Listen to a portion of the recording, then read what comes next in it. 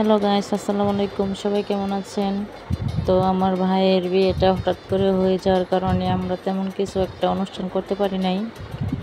তো কয়দিন যাবৎ প্রচণ্ড গরম, তাই দিনের বেলা কোনো অনুষ্ঠান করা সম্ভব হইতেছিল না। তো আমরা সবাই মিলে একটা আইডিয়া বের করলাম যে রাত্রে যেহেতু ছাদে হালকা হালকা কুয়াশা পড়ে এখন, তাহলে আমরা ছাদে একটা ছোট করে পার্টি দিই। তো তাই আর কি, এরকম করে ভাইয়ের আবদার রাখার জন্যই ছোট করে একটা পার্টি দেওয়া। অনেক মিউজিক বাজতেছিল, কিন্তু মিউজিক দেওয়া তো যায় না, দিলে কপিরাইট দেয়। তার জন্য আপনাদেরকে মিউজিকগুলো শোনাতে পারলাম না, শুধু লাইটিংগুলো দেখাইতেছিলাম। আমার ছোটো ভাই বলতেছিল, তুমি কি করতেছিলা? আমি কই, তো ভিডিও করতেছি। পরে বলতেছে, আমার দেখায় না কিন্তু। আমি কই, না তোরা দেখাবো না।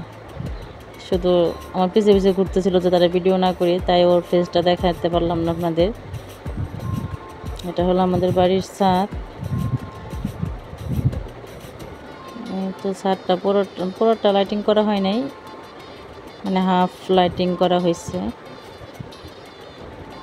তার অনেক ইচ্ছে ছিল বিয়েতে পুরো বাড়ি লাইটিং করা হবে, সাউন্ড বক্স বাজবে, অনেক অনুষ্ঠান হবে।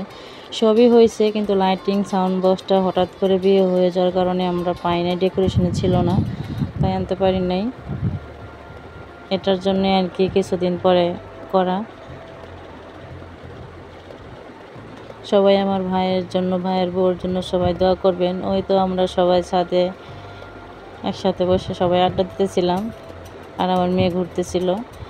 আর তার সাথে আমরা কিছু খাবারও আয়োজন করছিলাম, হলো সালাদ, ফ্রেঞ্চ ফ্রাই, তারপরে সস ছিল, তারপরে ছিল শরবত, তারপরে ছিল চিকেন।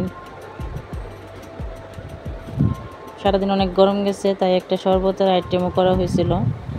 আর এই হলো আমার ভাইয়ের বউয়ের হাতে রান্না করা পাস্তা। সবই আমার ছোটো ভাইয়ের বউ নিজ হাতে রান্না করছে। যেহেতু বিয়ের অনুষ্ঠানটা পরে হয়েছে, তাই আমরা ওর হাতে রান্নায় সবাই খাইলাম। সবাই ভালো থাকবেন, আল্লাহ হাফেজ।